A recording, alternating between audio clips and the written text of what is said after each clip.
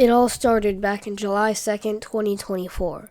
It was a bright day. I think, yes, it was. The day I made my first video. No, the Minecraft videos do not count. But I stopped doing theories, and well, it's been a while since I did them, and I wanted to go back to my Resident Evil roots. So let's start with Resident Evil 4. We're shown a new virus, the Las Plagas, where we play as Leon where a whole village has been infected. And yes, I know that they injected Leon to get him infected, but how did they mass spread? Now, I could say that Sadler injected all of them all. Phrasing?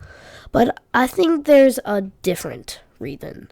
The mold. Now, I know that Resident Evil 7 and 8 are where we find out about the mold, but let's look at Resident Evil 1, 2, and 3. We kill zombies and they don't fade to dust.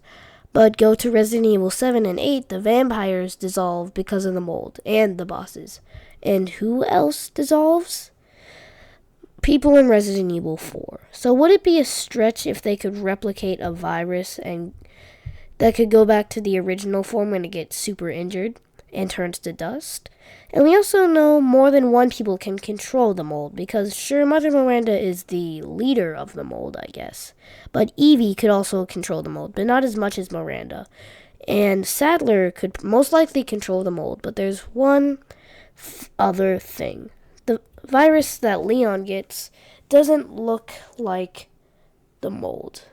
But also, before we do that, there's another thing, because, you guys probably have more questions, so let's explain them. So, we know that Leon gets injected with the virus, but also that the mold gets injected in a different way.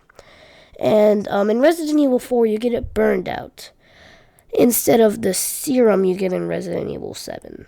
But there's different ways to get rid of viruses in real life. Like, for a cold, you could sleep it off or go to the doctor. I mean, sure, that's a pretty bad idea to get a cold. You should never get a cold. That's a bad idea. Always make sure that you just control everything, and if you even sense a virus, take control of your entire body and get rid of the mold that is totally not just a cold. But anyway, yeah. There's different ways, like you could sleep it off or go to the doctor, even though that's not the best example. But yeah. So it might be a stretch. Well, no, it's not a stretch. That you could get it shot or flushed out via the shot, or burned it out like the way that Luis does it. But yeah, and then there's another thing. The mold doesn't look like the Las Plagas, and there's a very simple thing. We learned that the mold can take any shape or form. Yeah. And then another thing that backs this up is Resident Evil 5, where we meet Umbroos. Dang it, I cannot pronounce my Resident Evil bosses.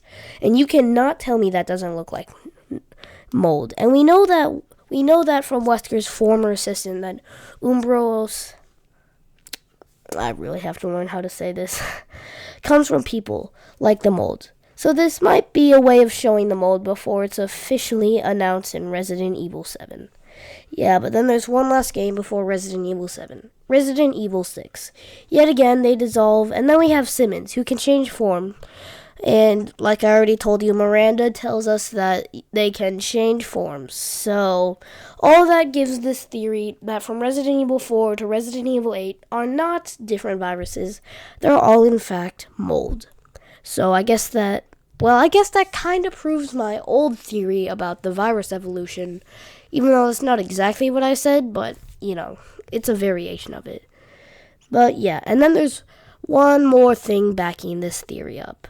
We see a lot of duplicates in Resident Evil 4, and one more thing we learned from Resident Evil 8 is that the Megamyces stores all of the mold. So Sadler might be cloning the first townspeople that he infected, and that is the Resident Evil mold theory.